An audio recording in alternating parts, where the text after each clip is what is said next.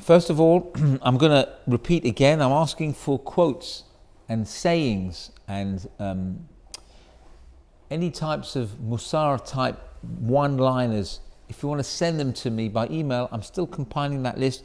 I still don't have enough. So I'm appealing to anybody listening to this shir or watching this shir. Please email me your quotes to rabbikelati@gmail.com. And hopefully, if I get enough of them soon, I'll email it out to a lot of people, and it will give a lot of people a musar. You want a chelek in this mitzvah? Send me those quotes. It could be from a Jewish source, it could be from a non-Jewish source. Okay, so I'm going to talk a little bit about Shmini Atzeret and Simchat Torah coming up this week after Hoshana Rabbah, when we do the all-nighter and we go back to the Selichot again, which we thought we'd finished. We have a massive, long Selichot and walking around with the Aravot. We talked about that a little bit last year. It's a story about Rav Ovadia Yosef, Zeichet Tzadik Kadosh Yivracha. When Rav Ovadia was a young boy, must be about 10 years old, he was in a Gemara class. I believe it was in Porat Yosef, which is the yeshiva initiated by the Ben Ish Chai, which is still there in Yerushalayim. So I believe Rav Ovadia was, when he was 10 years old, he was standing at Porat Yosef. And he was struggling in his Gemara class. Not struggling because he was behind. He was struggling because he found it was too sluggish for him. And he would get things very quickly, as he was a matmid. He used to learn all the time. And he grasped things quickly and he worked at things. So he felt it was dragging for him, a little bit dragging. So he took one of his chavrutot and he started night seder. Now, we're not talking about night seder 7 p.m. or 8 p.m. This was in the middle of the night when everyone was asleep. He'd wake up and he would go with his chavruta to one of the Batei Knesiot, one of the shuls in Yerushalayim, and he would learn with his chavrusa, a little 10-year-old boy, two 10-year-old boys learning in the attic of one of the shuls. Nice and quiet, open the Gemaras and steig into the night. Now, he didn't tell his parents about this. Probably his parents would have thought this was a little strange. I mean, his parents were very supportive of him, of course. But for one reason or another, he didn't tell his parents. So he found he was really forging ahead with his extra chavruta. And then things started to go a little bit not so well, because when he was in that class where he felt it was a little bit, I wouldn't say boring, but he was very advanced. So he would fall asleep, probably a combination of the fact that he was up early in the morning or late at night, whichever way you want to look at it, and because the material for him was, he had grasped it already. So his teacher said to him, you need to move in the front next to me. Okay, but he would fall asleep even in front of his teacher. We all know about this. If you're going to fall asleep, you're going to fall asleep. Doesn't matter who it's in front of, doesn't matter where it is. I'm just as guilty as everybody else. Anyone remembers in one of my previous shiurim, I talked about the fact that I was once in a car or on a train, and I was listening to one of my old shiurim, and I fell asleep listening to my own voice.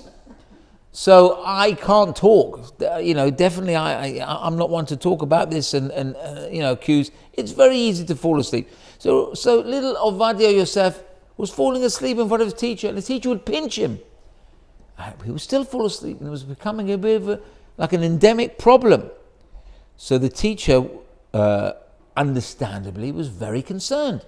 So he called Rav Ovadia's father, who's Rav Yaakov Ovadia, and said to him, your son is falling asleep. Do something about it. And the problem continued. And in the end, the teacher said, I don't want your son in my class. Your son has to leave. So the father was shocked, because Rav Ovadia's father had already made a promise to Rav Ezra Atiyah, who was Rav Ovadia's mentor and teacher, that he would never let young Ovadia go to work. He would dedicate young Ovadia's life to Torah. That was the promise that the father made to the Rabbi Atiyah. So now what was he going to do? Leave him at home? He's been expelled from school. I have to send him to work. Oh, I don't know what to do. I made a promise. So now, picture this. You have senior Rav Yaakov Ovadia. I'm walking out with young Ovadia Yosef, walking out from the school, and of course, Ovadia didn't defend himself. He didn't say, well, I was learning late at night, and of course I'm going to fall asleep. He didn't even mention it to his father. That was what it was like. So they're walking down the corridor, and they came across one of the Mekubalim who was learning in the same premises. I believe it was Rav Lopez. I could be wrong. It was one of Rav Ovadia's teachers in his earlier years. So he saw this scene, father and son walking out of the school. So he says to the father, well, what's happening? Where are you taking Ovadia? So he tells him, my son's been thrown out of school. He said, what do you mean, what? So he explained the whole story. He was falling asleep. So the Mekubal, the Kabbalist said, right, come with me. Took the father, took the son, went back to the Melamed, went back to the teacher and said, why are you expelling young Ovadia? And he said, look, he's falling asleep. It's a habitual problem. He said, no. Before you expel him, you've got to expel me. He stays in this class. He stays in this class whether he's awake or asleep or is learning or is not learning. He stays in the class. And he talked the teacher into it, and he stayed. So why am I telling you this story? Apart from the fact that I read it and it was shocking. Number one is that you can see what an influence Rav Ovadia's teachers had on him. How many times, I've only started reading this biography of Rav Ovadia recently, and I've seen so many times in his formative years how much he credited his Rebbes from guiding him. He had a Rebbe who was, I think he was, when he was even younger, maybe 8 or 9, who used to invite him and his classmates every Shabbat to his table and learn with them 2 hours on Shabbat afternoon. Nothing to do with school. Just because he's a tzaddik, and this Rebbe didn't have any children. So Rav Ovadia said, this Rebbe loved us because he would teach us, he would give us sweets, and we would love him. And Rav Ovadia spoke so passionately about this Rebbe, saying he guided me, he showed me the power of Torah and the love of Torah. Can you imagine this particular Rebbe's share in Olam Haba? It's not normal. He thought he was teaching. For him, I'm teaching boys. This is my job. I'm a Rebbe. By the way, this is a different Rebbe from the one who wanted to throw him out of school. So this Rebbe said, look, I'm just teaching kids. What difference does it make? It's my job. I do this. It's my passion. And I love these kids like my own kids. I don't have any of my own children. But are these children like my own? Did he realize that this one boy was going to light up the world with his Torah? For Sephardim and Ashkenazim alike? Did he realize that? Probably not. But he just did his job in his passionate but simple way on his level. And look, he brought up one of the Gedolei Hador for the Sephardim. I can't even believe we lived in the same generation as Rav Ovadia. But the second thing I wanted to say was that this is a very encouraging story, because you can have somebody who at 10 years old, and we're talking now primary school, primary school level, he hadn't even graduated to high school level. Who gets expelled in primary school? Yeah? Rav Ovadia was expelled. You can be expelled from school even in your youngest years and still become a Gadol Hador. So people think, you know what? he's got a detention, he gets loads of detentions, he gets suspended, he gets thrown out of school. Write him off, forget it. This kid is no good. No. You can be expelled and you can still be a Torah leader of a generation. If that isn't encouraging for not just pupils, but for teachers, for parents, I don't know what is. It's an extreme example. And it would have happened. He would have left the school if it wasn't for the interference of this rabbi. You can see it's never too late, and you should never ever write anybody off. Okay, so let's talk a little bit about Shmini Atzeret. What was happening in this time in history when the Beit HaMikdash was around? There was the Simchat Beit HaShu'eva. Every night of Chol HaMoed, there was the definition of Simcha. This was the benchmark of Simcha. What was happening in the days of Chol HaMoed in Sukkot? We would define Simcha by what would happen during these days. There would be dancing, but not dancing like we think, not even the height of dancing in a wedding is nothing compared to what happened. They were juggling fire, they were juggling anything. And it was the rabbis, the Gedolei Hador, who were all dancing there. And it was Simcha like you couldn't believe it. And they had something called the Nisuch HaMayim, the water offerings, which is where we get the name Simchat Beit HaShu'eva, because Lish'ov means to draw. They would draw water and offer this water on the Mizbeach. But it wasn't just water, it was also wine. They would have the finest wine and the purest water, both on the Mizbeach. What do we learn from this? That both are acceptable to Hashem. You can have somebody who's refined himself, he's worked on himself like the finest wine, he's made from the best grapes, matured over years, and the wine is made in caskets and all the whole thing. And you can have next to it water as well, which is maybe it doesn't look so refined. It's pure, and that's what it's got in common with the wine. They're both pure. So you can have a Jew who is a simple Jew, but he's a pure Jew. You have a Jew who is maybe more in the public eye, or he's more accomplished. He's achieved more in his life, but he's also pure. And you know what? They both go on the Mizbeach. We don't say one goes here and one goes somewhere else. One gets preference and one doesn't get preference. They both go on the Mizbeach. Again, it's that same lesson again. The lesson we learn with the Lulav. You have the species which are have no smell and no taste, and you have all the way up to the species which have taste and smell. And then we all put them all together because we're all one people. Hashem loves us all. It's just another example. And I mentioned just now that only it was the tzaddikim who were dancing in the Beit HaMikdash, and the other people, they just watched. How come they just watched? And it was only the tzaddikim who would be dancing? And I heard a nice answer for this.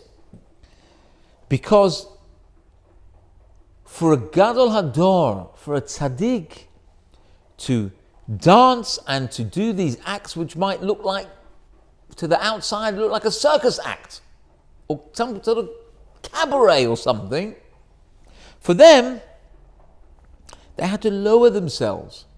They had to make themselves lower in their Avodat Hashem, the way they served God. But for the regular people, that's not such a thing. They don't have to come down off any perch or any pedestal. For them, dancing was an ordinary thing. There was no trick to that. The trick was to show that the greatest tzaddikim, what had to be done, had to be done. We serve Hashem, we want to dance and have simcha. We're not going to stand and say, oh, no. We're rabbis. Well, I'm not going to take my hat off. I'm not going to come off and leave my pedestal and come and step down and dance with the hoi polloi. No, I'm a Gadol Hador. I stay in my own ivory tower. That's not what it was like. That's not what the higher echelons, the rabbis were like. They would come and dance, and for them it was more of a chidush. It was a novelty for them to come and dance and do all these things. It would look so unusual. But for them it was nothing. For them, they were so happy to do that. because that's what it takes to serve Hashem, then that's what they would do.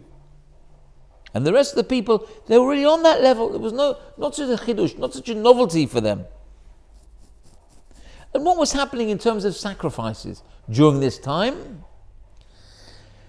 Well, there were Shivim Parim, there were 70 bull offerings offered during the Sukkot period. 70.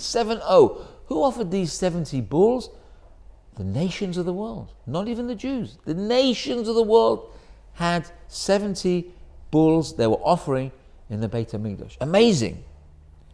Now comes, when Sukkot was finished, they had Shemini Atzeret, which is 1 day. In Eretz Israel, we have 2 days outside of Israel. On that 1 day, now that day was the day when everything was focused on the Jewish people. The Jews were told, this is your day to bring your sacrifice. So what do you think they would bring? Well, if the nations brought 70, we should bring 700, because we're God's chosen people. How many do you think they brought? 700? 1,000? Maybe a bit more? Surely not less. So, okay, Jewish people, come. You know how many sacrifices you have to bring on this day of Shemini Atzeret? How many? One what? 100, 1,000, a million? What? No. Just the one. One? As in one less than two? Yeah, just the one. What is this? Why relegate the Jews? The Goyim had 70. We have one. Listen to this answer. We have to understand what Shemini Atzeret was. Shemini Atzeret was in Yiddish, let's say, the spitz. It was the top, the tip, the right. This was the culmination of this whole epic 51 days. You had the days of Elul and Rosh Hashanah and the 10 days of Tshuva, finishing with Yom Kippur, and now into Sukkot. Now Hashem was saying, look, you're not going to get anything in Cheshvan. Yeah, Cheshvan is called Mar Cheshvan. There's nothing in the month after Tishrei. That's it, nothing. And you know what? Really, the next foot festival is Pesach. Okay, we've got the rabbinical. We've got Purim. We've got Chanukah. But the next foot festival, you've got to wait like almost 6 months.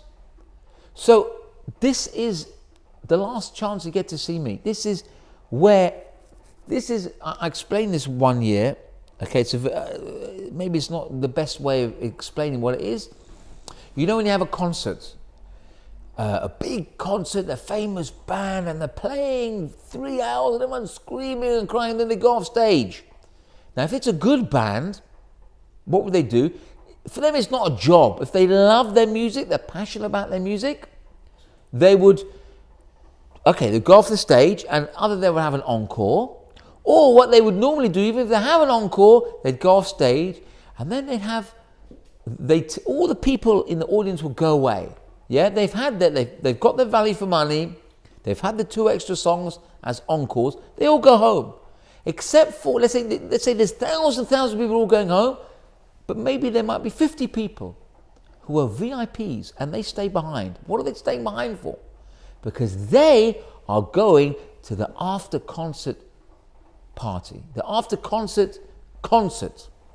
Now that the big show was over, these 50 special VIPs, could be friends of the band, could be family of the band, they all go to a little room, and then the same band comes, maybe without all the amplifiers and the guitars and the drums. They just come sit with a couple of acoustic guitars or something, and they sit and they play another concert. But this isn't thousands of people screaming, and this is just a little thing to show, you know what, we love playing and we want you to hear us again. And the people are happy to hear. So they come and have a little after concert gig. Lahavdil, to make a complete separation. This is what happens during this period from Elul onwards. Hashem is with us, and everything's going, we're all fired up and everything, and then we even have Sukkot, and we have the nations bringing their offerings, and Hashem says, look, You're really special to me. He's talking to us, Jewish people. I'm going to give you one more day. This is like the after party. This is just me and you. Everyone else has gone home. All the people offering the 70 bulls have all gone home. It's just me and you. Focus on each other. That's what Shemini Atzeret and Simchat Torah, that's what it is. It's just us and Hashem to show Ein Od Milvado. And we have to focus that there's nobody else other than Hashem. And if that isn't something to be sameach about, I don't know what is. I don't know what is. No wonder people are jumping and dancing and screaming on Simchat Torah like crazy. Because this is our last chance. To be with Hashem, we have to wait. We have a long, long, dark winter ahead of us until we get to Pesach. So we want to go out with a bang. We want to have that after stage party, just us and Hashem. And why is it that we only give one offering? So here's the answer that I heard. Because the other nations, they might need the pomp and the pageant of bringing sacrifices and the whole display and everything. Hashem says, okay, you bring sacrifices, fine. You have the whole sprawnsy thing, for want of a better phrase. But my Jewish people, they're happy that I'm here. And the Jewish people are happy that Hashem's there. They're like, oh, one more day with Hashem. Nothing can top that. Hashem says, okay, bring just one sacrifice. Well, we're happy to just bring one. Because all we care about is that we're with God. We're with Hashem. We don't need it. Nothing can top that. That's the top prize. Okay, so we'll bring one sacrifice. Fine, no problem. That's going to make us even more happy. But we don't need to have pomp and pageant. We just want us and Hashem. We don't need anything else. We don't need all the people in the concert. We don't need all the amplifiers and the drums and the synthesizers. We just want Hashem and us. Khalas. That's it. And I'll finish off with that story. It's going to be a short share. The story is told about a man called Rav Motel. Rav Motel Twersky came to Yerushalayim from Russia. And when he came, he brought with him a sukkah, which was made of panels, wooden panels. Now, this was no ordinary sukkah. This was no, Wix or some DIY job that he bought from the garden center. This was a sukkah that was passed down to him from generation to generation. It was like an ancient sukkah. And the boards were inscribed with all sorts of sphirot and Kabbalistic things. Who knows what was on there? It was exquisite. And this sukkah, when he put it up, would put it up year after year. People would gasp at the kedusha coming from the sukkah. And it said, I read in the story, that Rav Shmuel Salant was the rabbi of Yerushalayim at the time. He was blind at this point. He walked past this sukkah. Somebody took him past the sukkah, and he said he could smell Gan Eden coming. He didn't know where it was from. Somebody told him, this is the sukkah of Rav Motel. So it was an amazing, amazing sukkah. And he was so possessive about this sukkah. Somebody once came to him and said to him, I've heard about this sukkah and I want to buy it from you. I'm prepared to pay you a handsome sum. And he named a figure that was like out of this world. And it would have set up Rav Motel, who was very poor. It would have set him up for life, him and his kids, his family for life. He said, thank you for the offer, but no thank you. This sukkah is worth more than anything to me. This is something that's passed down in my family, and it's not worth any money at all. It's priceless. Fine. He resisted that temptation to sell it. And it would go up year after year. People would look forward to seeing it. Until one year, it never went up. And people would say, what's happened to Rav Motel's sukkah? Why hasn't he put it up? Months later, it came out the reason why. Because there was a fellow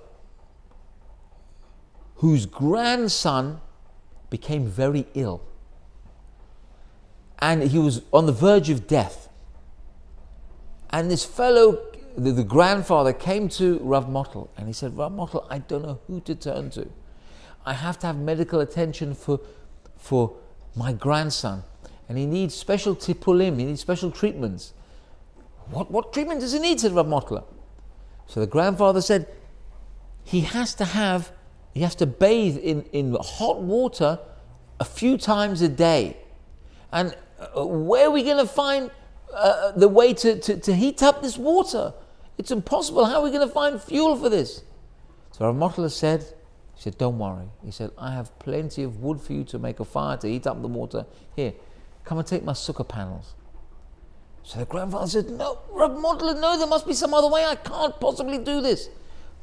Rav Motl stood up and he pulled rank, which means he said, look, I'm a rabbi and I'm ordering you.